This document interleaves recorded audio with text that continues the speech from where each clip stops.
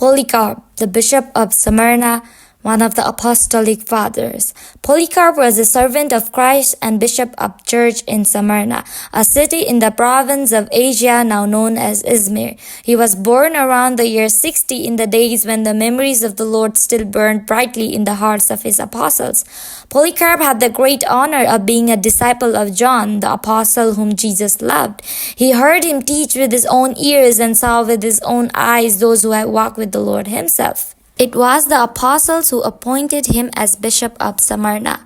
Although he was still young, they entrusted him with the care of the flock, and he did not shrink from the task. Throughout his life, Polycarp labored to preserve the truth of the gospel as it had been handed down to him. He opposed false teachings whenever he found them, especially the poison of Gnosticism and the arrogance of Marcion, whom he once called the firstborn of Satan when Marcion asked if he knew him.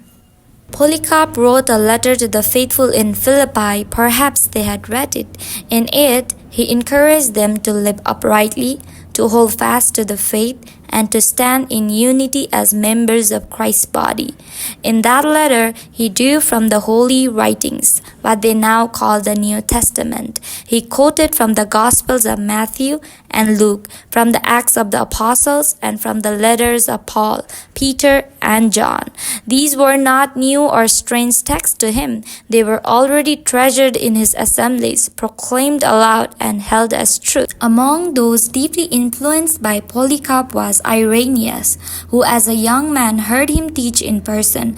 Irenaeus later recalled Polycarp's vivid memories of the Apostle John and others who had seen the Lord, emphasizing the bishop's role as a living bridge between the apostolic age and the church of his own day.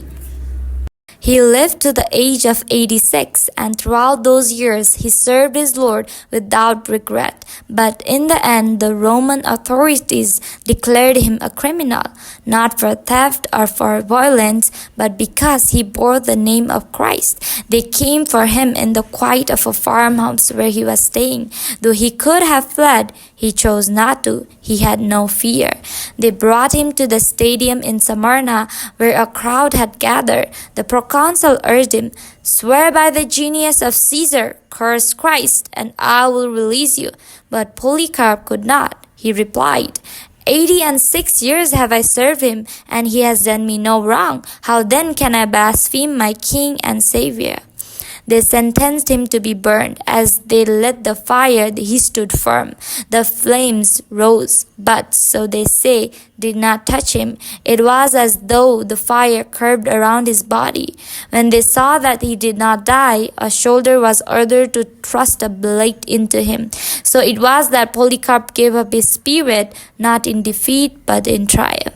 His story was soon recorded in the Martyrdom of Polycarp, one of the earliest Christian martyr narratives outside the New Testament. This work, preserved by the church in Smyrna and sent to other congregations, became a lasting testimony of steadfast faith under persecution. Polycarp's life and his death continue to encourage believers to remain faithful to the end, holding fast the faith once delivered to the saints.